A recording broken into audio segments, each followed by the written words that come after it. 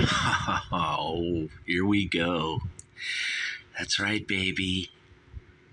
You've come to the only place on the internet that you need to go. Truly. You've come to your creator, Clark the Shark, and that's me right there. I was the man on the cover for Wake Up, It's Tomorrow.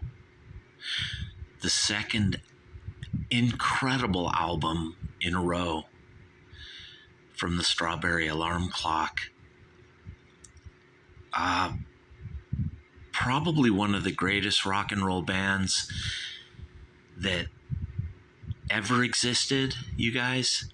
Would you agree? If you knew like me, Clark the Shark, you would. And after this review, your brain will be transcended, transfixed, if you will. It will be elevated, and you will be crystallized, synchronized. Forget the world of digitalized. You won't be that. You will be in the free-floating clouds where there is some freedom, but Clark the Shark is the ruler, and you will still do what the guru says. That's me right there, Clark the Shark. I was the guy on the cover of this album, and I wrote your life, everything about you. Everything you think and do, I did before you, and I failed. And then you came along, and you tried to do it better than me. How dare you? You can't do better than Clark the Shark. No way, it's fucking impossible. For you are at 1-800-449-8255 at the throne of the golden EIB Sharkerphone, where you will be enthralled and enamored by me, Clark the Shark. Remember, you guys, it's a sharkerphone, never a microphone. And it's shark casting. Don't fucking call it broadcasting, baby. Not here on the Clark the Shark Show, where me, he is me right there, and we are all together. Well, maybe not. Clark the Shark still sets himself apart from you and above you. But this album, Wake Up, It's Tomorrow, by the Strawberry Alarm Clock, is truly far beyond a masterpiece. It's way, way beyond that first album that they did. Now, the first album was incredible and amazing and fucking, it's all you needed to know you were dealing with one of the fucking greatest rock bands in history. But the second album pounds nails into your coffin and locks you in a cold wooden crate, and it won't let you out until you listen to this whole album and you admit that you are evil, you are man, and if you're a girl, you might even be a witch. I'm serious, you guys, at 1-800-449-8255. Right here, the Wolfman Jack, Clark the Shark, on crack. Not just your ordinary Jack. It's Shark-a-loodle-doo, Shark-a-lamma-ding-dong, ringing your bell, coming to your brain and knocking and saying, let Sharky in. Oh, let me in to rule your mind. With my hypothesis, with my thesis, him, me, Clark the Shark, that guy who wrote everything about you, who wrote your parents, who wrote your college, who wrote your internet, who wrote your bandwidth. And I'm not sure if it began with this incredible album by the Strawberry Alarm Clock. This album that was fucking, dude, it was recorded at TTG Studios where Frank Zappa often recorded. 1967, released in June 68. This thing is a little dated, you guys. It sounds very, very 1967. It does, you guys. It doesn't sound like 1968, but it'll pass for 1968. They call it psychedelic rock, acid rock, psychedelic pop, jazz fusion. And baby, that's fucking just what the fuck it is. It is fucked up. I praise the Lord God that the Uni record label released this album. And this band got off to a weird start. There was a kid hanging out at the studio who doesn't even really get any credit in the band. And maybe he grew to be an old man, and that was him. And that old man looks bitter. And he's like, why didn't you pay me my royalties, Sharky? I sang the big hit on the first album.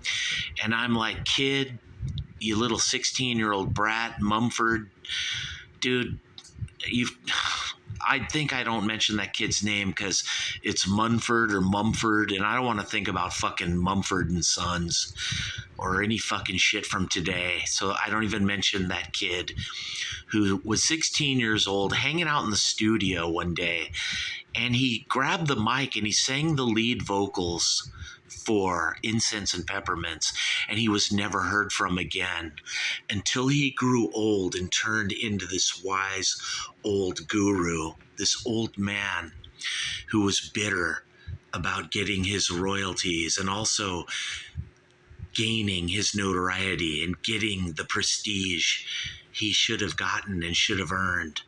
Look at him. Look at how bitter he is now.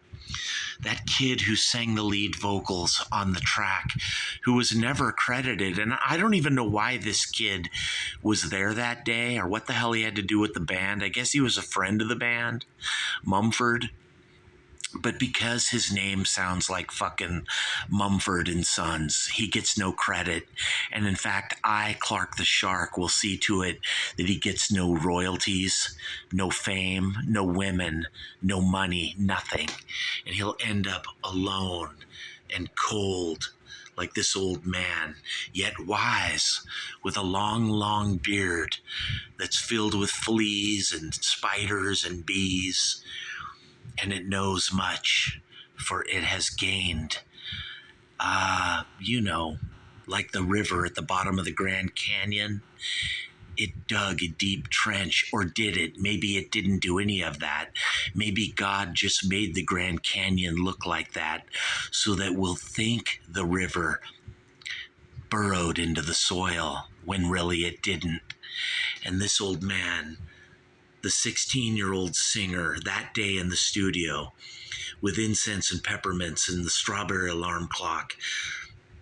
If someone sings lead on your song, I want you to please pay them their money or give them let it be known, you guys, give them their notoriety or whatever you call it. Give them their thing, or they'll end up bitter and old like him, but wise and yet a guru that you want to talk to. Or maybe you don't. Right here on the Clark the Shark Show at 1-800-449-8255. Now, this incredible album, you guys, which is dear to me, Clark the Shark, is so special that I had to buy this at Go Boy Records down in Redondo Beach, because I wanted to hear Nightmare of Percussion, which starts out with the incredible drumming by Soul. Randy Soul, you talk about underrated drummers. He's one of the greatest drummers in the history of rock and roll, you guys. Sort of like the guy on, with Bubble Puppy, David Four, I think his name is. I'm not sure if that's his name. I think it is. But I know Randy Soul. What a fucking incredible drummer. He gets no really cred or something today, except with musicians, the people with gray long beards and sitting around huffing Marlboro Reds, Marlboro corporates, drinking a few late at night and talking about great musicians. We'll sit around and talk about Bobby Caldwell or, Keith Moon, sure, or, Ainsley Dunbar or John Densmore. When it comes to percussion, but when there's a nightmare of percussion, baby, just all these geniuses wrote this song. Of course, Bonnell had to do with it. And, I'm going to go deeper into each track because each track is important here, you guys, on this unbelievable, fucking amazing album. One of the greatest albums ever recorded in history. SAC should be in the Rock and Roll Hall of Fame just for this one album. Forget that first one, you guys. It's fucking amazing, but it isn't as good as this one. This is where this band goes to the next level. And then the record label waited too long and didn't release the album until like mid 1968 when, psychedelia was already gone. This album should have been released back in 67, you guys, or maybe early January 68. Not June 68 or July. Fuck that. Dude, you're missing the moment. The magic is gone, baby. For Nightmare of Percussion, the first track on side 2, amazing. And Soft Skies, No Lies. Of course, Ed King and Lee Freeman, they write a lot of tracks. Now, Ed King, of course, later played with Leonard Skinner, you guys. I forgot to mention that last night when I reviewed that first album. But what a weird band, you guys. Their first big hit isn't even sang by one of the guys I grew up all my life to think it was the drummer Soul that sang it. And live he did. But, any one of these other guys could have sang Incense and Peppermints. But, just to make it fucking weird, of course they had to make it seem like the drummer was singing, and Soul has enough talent. Randy Soul, not Dave. I'm thinking of, there's so many fucking guys named Dave or David, but Randy, the incredible drummer who's like a Keith Moon meets Bobby Caldwell, meets John Densmore, meets John Bonham, meets Bobby Elliott, fucking percussion drumming wizard. I mean, this guy is amazing. And he's so forgotten, but not with musicians, not with people in the know like me, Clark the Shark. We not only remember him, we revere, regard, respect. We fucking talk about him today, baby. Randy Soul. But we talk about Ed King, and Leonard Skinner, of course, dude. And then what a weird band that you got one guy going to Skinnerd and you got one guy going to Oingo Boingo. I mean, that says it all right there about how the diversity, how diverse and how eclectic SAC was, you guys. What a band. What a fucking amazing band with amazing albums. Oh, yeah, baby. I'm going to review all their albums because they are all equally incredible. Though this one here, the second one, as we all know, this one goes above and beyond the call, where it comes on like it's mellow and happy, but it isn't. And it comes on like it's sad and morose and down, but it isn't. And it comes on like it's jazz and progressive and twisted, and it is. And of course, Tomorrow, we all know that song, amazing. They Saw the Fat One Coming. I always think that's like Hiroshima or Nagasaki. They looked up and they saw the fat man coming. What an amazing song. What a fucking amazing album. King and Freeman again, you guys. When Mark Weitz writes a track, it's fucking awesome, like Sorrow. But Curse of the Witches, You just got to hear the lyrics on that. It's unbelievable. I actually wrote Curse of the Witches, and I wrote it about all of you. And I wrote the song 1 million years ago. It was the first thing that ever happened on day one of planet Earth and day one of the universe. It was all white. There was no black. There was only me, Clark the Shark. And although nothing existed before, I wrote a song about 21 years ago. You know, and then I would grow and I would have a little daughter, and she would, you know, be at school, and then this one little kid would pick on her. And then one day she just said, Daddy, I wishes that I witch. She said, I wish, but she said, I witch. And then the next day, the little boy was dead. You just got to hear the song, you guys. It's fucking unbelievably amazing, incredible. You are crystallized, hypnotized, synchronized. You are under the spell of the magical, mystical, mysterious Clark the Shark right here at Little Sharky's underground fucking garage, baby, where I'm talking about the second album, which is so amazing, from the Strawberry Alarm Clock, SAC. What a fucking group of merry pranksters, fucking with you even better than Lou Reed ever could, you guys. You know, Soft Skies, No Lies. I think Lou Reed would fucking hate that song, but Brian Jones would fucking just go in the bathroom and masturbate or something because he'd love it so much. He might even fucking hate it too, but he might have a Syd Barrett moment where he just has to laugh, you know, because he's been miserable all day. And then he hears Soft Skies, No Lies, and he thinks about me, Clark the Shark, and then he just has to laugh and be like, I'm gonna go in the bathroom for a minute, Bill. If Mick and Keith come back, tell them I'm in the bathroom. I have to relieve myself.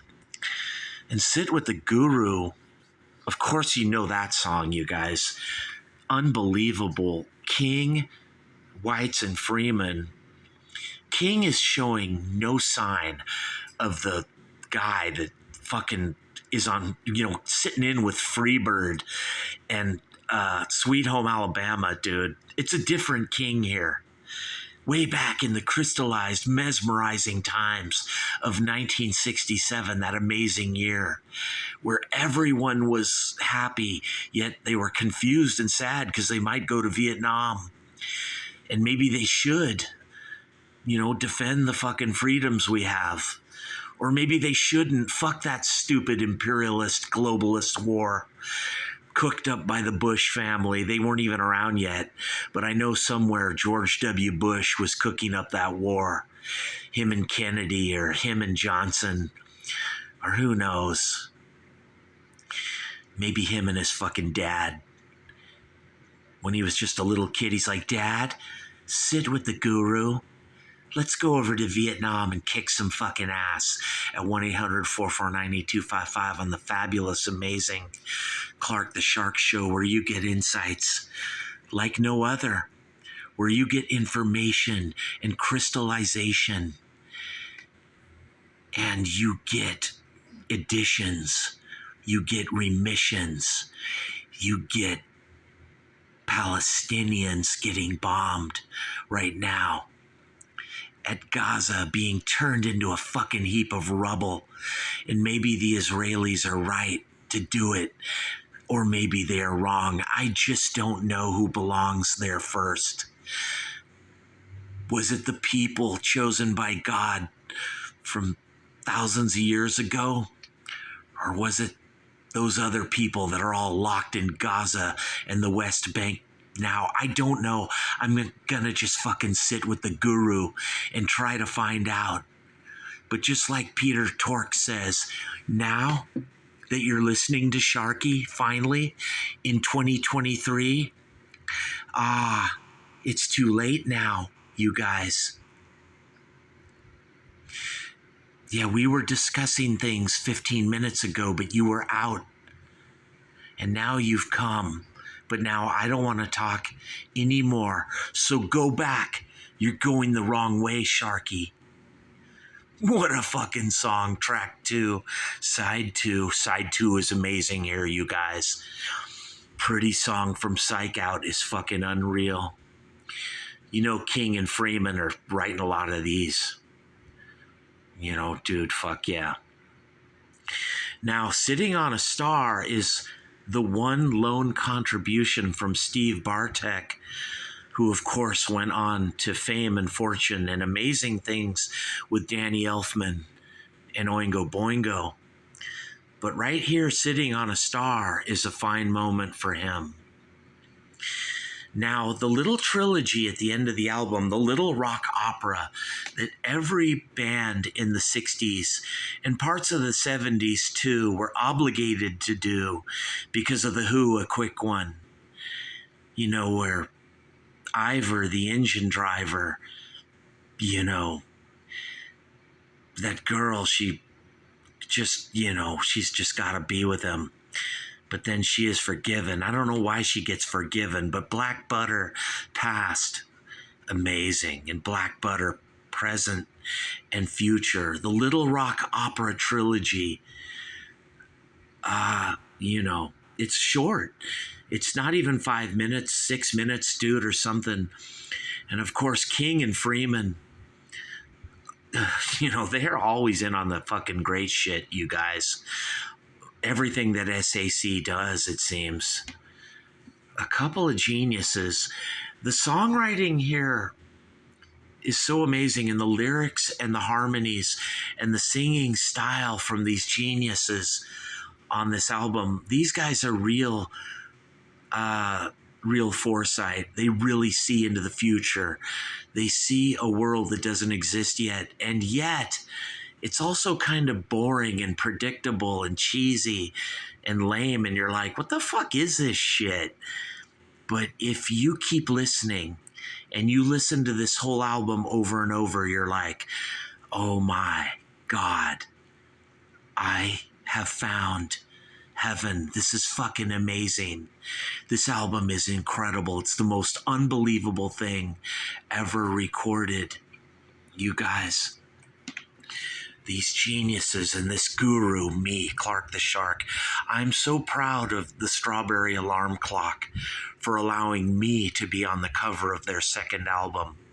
And I'm honored and thrilled at myself because it's one of my favorite albums ever recorded in history, and it belongs in the Rock and Roll Hall of Fame. And how dare you, Rock and Roll Hall of Fame, put some of these fucking shitty artists from today in, but you don't put in the Strawberry Alarm Clock. You don't even fucking have the audacity to put in Blue Oyster Cult. The fuck is wrong with you? Styx? Dennis DeYoung? Dude, what? The Count Five? The Standells? The Music Machine? All not in the Rock and Roll Hall of Fame, and I can go on, you guys. I don't think Emerson, Lake and Palmer is in it. No, I don't think they are. They might be. I'm not sure, but I don't think they're in the Rock and Roll Hall of Fame. Isn't that fucking weird, you guys? You would think you would try to please me, this guy, this guru, right here. You, Rock and Roll Hall of Fame, you better listen to Clark the Shark, or just like that little girl, The Curse of the Witches, you might. Fuck that, I'm going to take out might. You shall die if you don't put in me, Clark the Shark, right there, the guru, into the Rock and Roll Hall of Fame. You better fucking do it. I swear to God. And the reason why my shit is so good, you guys, is I take notes. Track number 1, Nightmare of Percussion. Fucking awesome, baby. Oh my, this is fucking amazing. What a way to start. What a fucking intro. It's like Cream. But if they were locked in a brick room, a hot or cold brick room, and not allowed to leave until the dark room hidden masters say.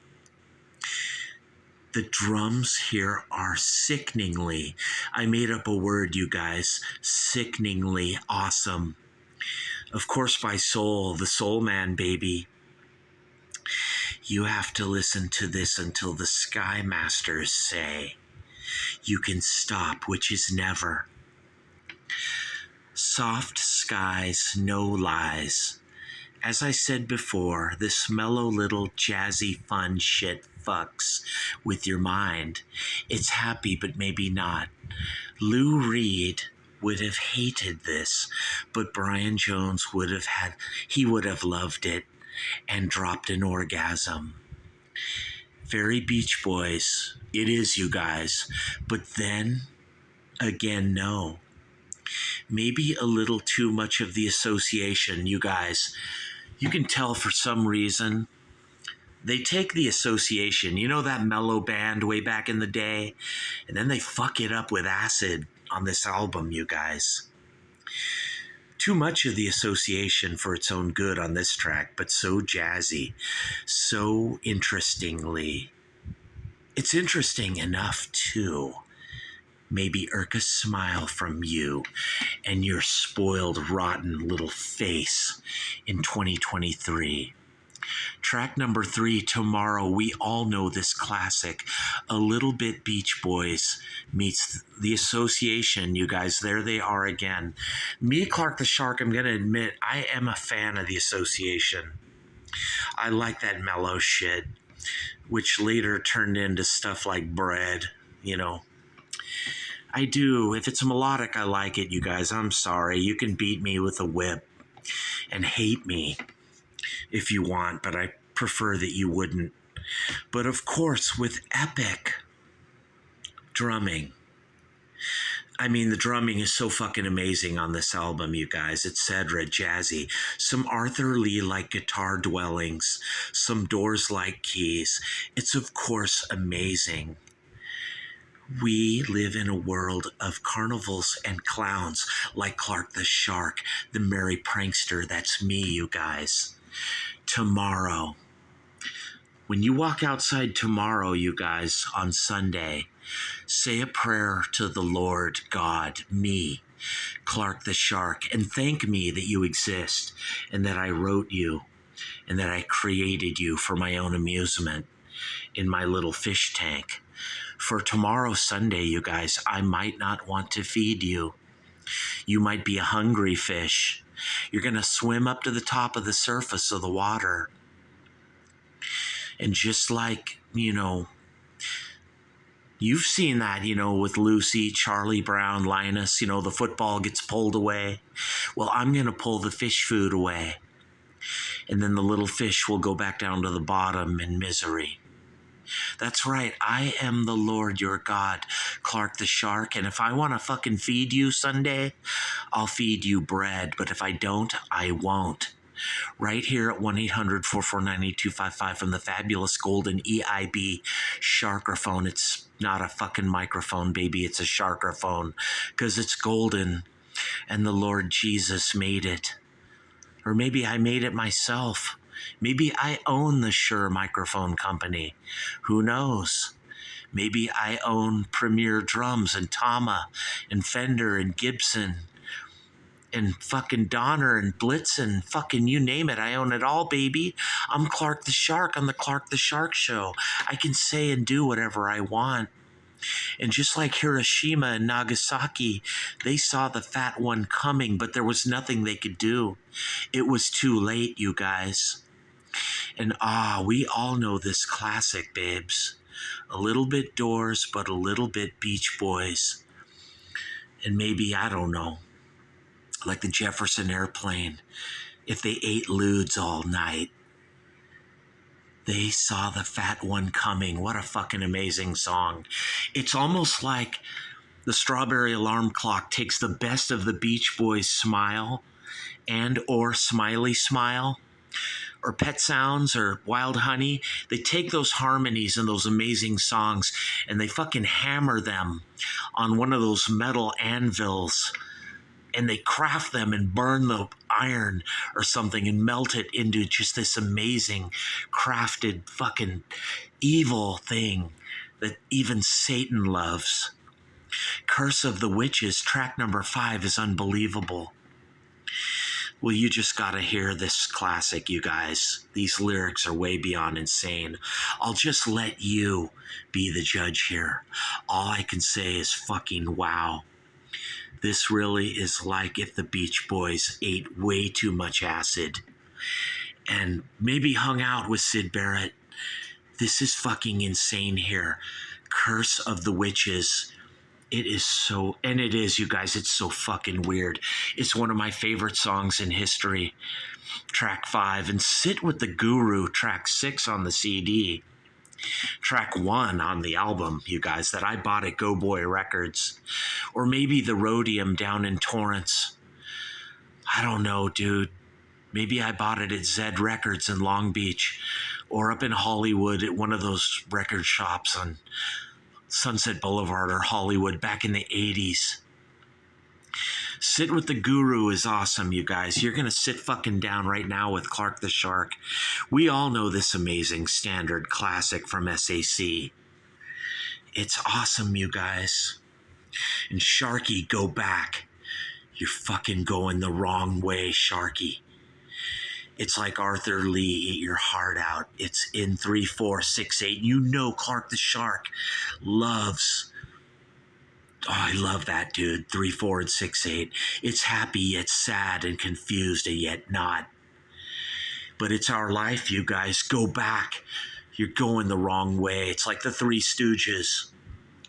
But track number 8 on the CD, Pretty Song from Psych Out. It's like a real Arthur Lee trip, you guys. Arthur Lee in love. But no. Dude, Arthur Lee in love here, but no. Very melodic, a little Jefferson Airplane-ish, but once again, no. It's original, it's its own fucking shit. And Sitting on a Star, the one with Bartek, has a Doors vibe, but no. It's mellow, but no. It's too weird, like Sharky. But yeah, love the drums. I hear the Association, you guys. I'm going to review the Association. You know, that a lot of people think the Japanese guy is Phil Chen. It's not.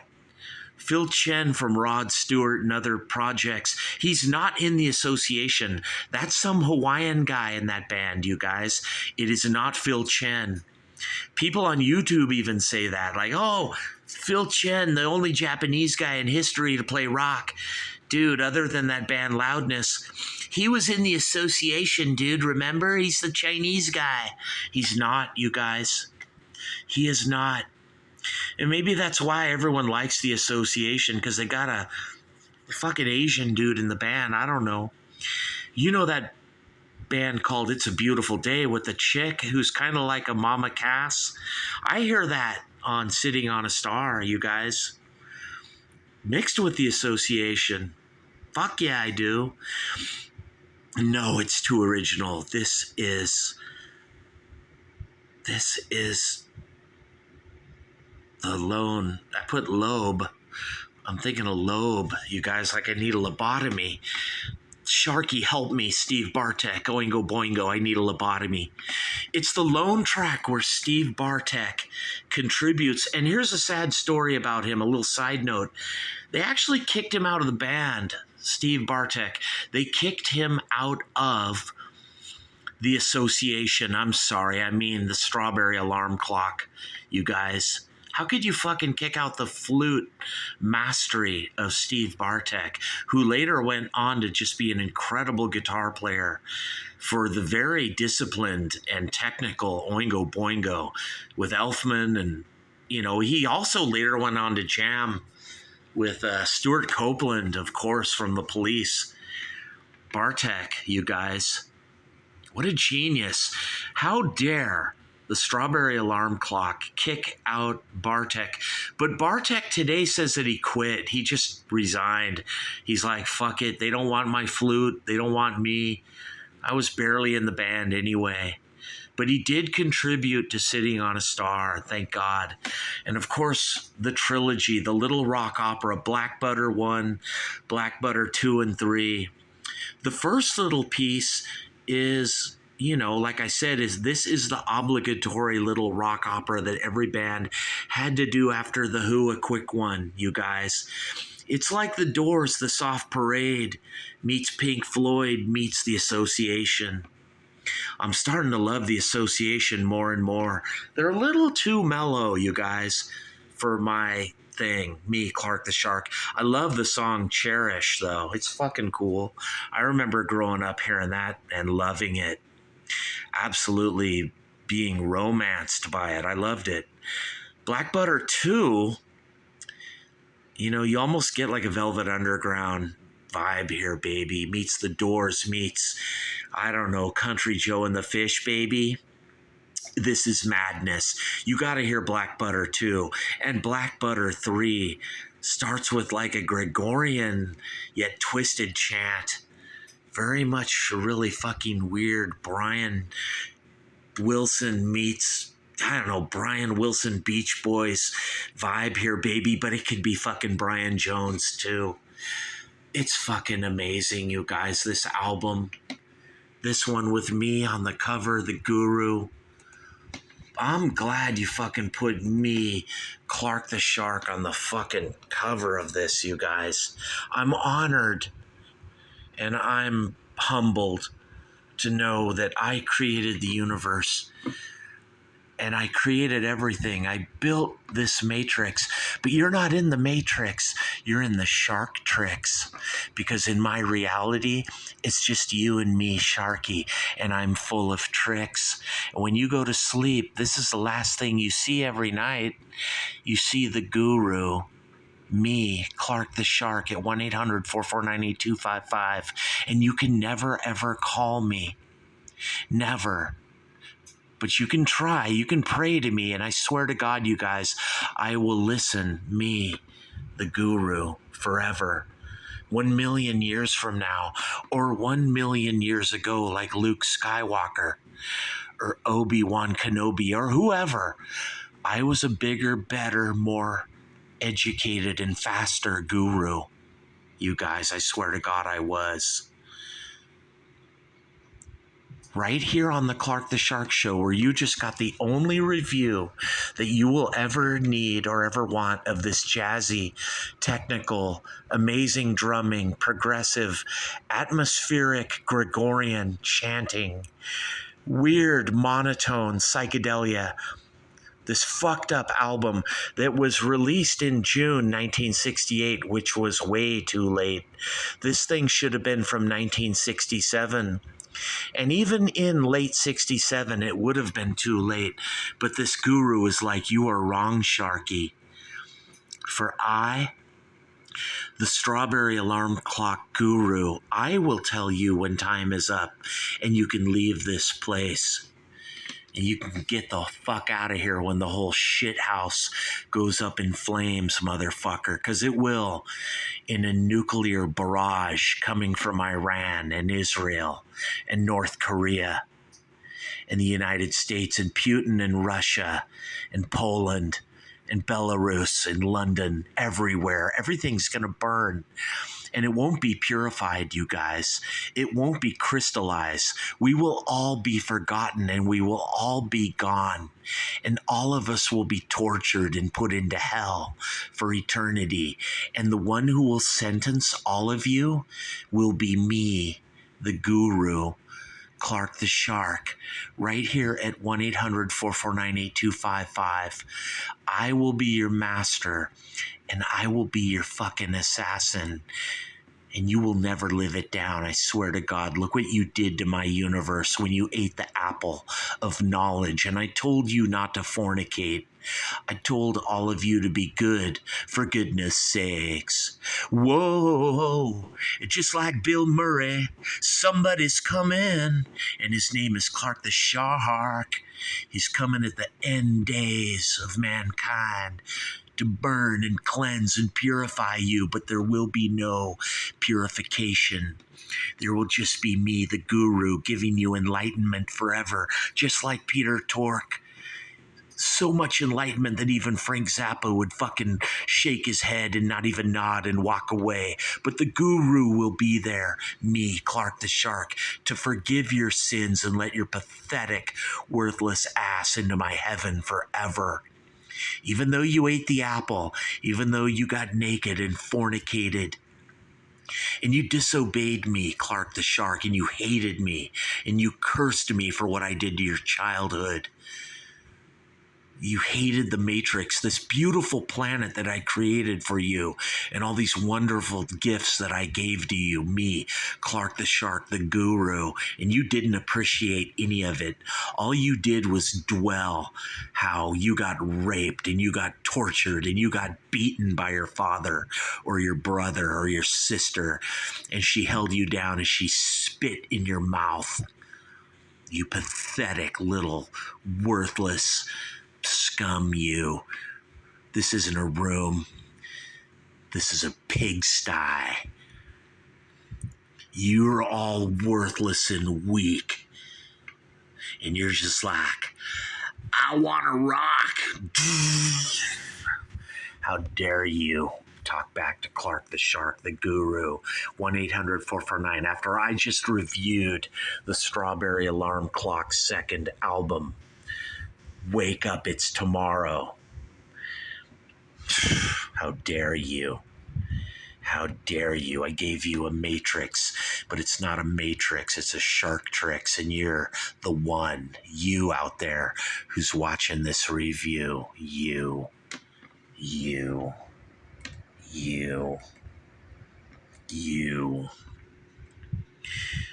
are the one I chose to go do my will. And I don't even know what my will is. I want you to be good, and yet I torture and abuse you, and I don't even feed you. And just like Hiroshima and Nagasaki, baby, I come like a thief in the night. You don't even fucking see me coming. At 1-800-449-8255, the Clark the Shark Show. So you better wake up, for it's tomorrow. That's right, you guys. Time to get up and go to work, Sharky. On the Clark the Shark Show, where this review of this second amazing album by this incredible band, the Strawberry Alarm Clock. And I want you to go buy this album at Spotify, iTunes, Amazon right now. And you run there fast and you are all covered in sweat. And you're like, I gotta be here, bro. Clark the Shark told me to buy this album. If I don't, I will die. You will too, dude. I swear to God, 1-800-449-8255. I'm commanding you to go buy Wake Up, It's Tomorrow by the amazing Strawberry Alarm Clock so that you can get your brain enhanced. And until you please me, I'm disgusted in you. And until you worship me and thoroughly get down on your knees and pray to me, I'm not going to even fucking talk to you. That's right here on the Clark the Shark Show. And I'm out of here, people. Peace.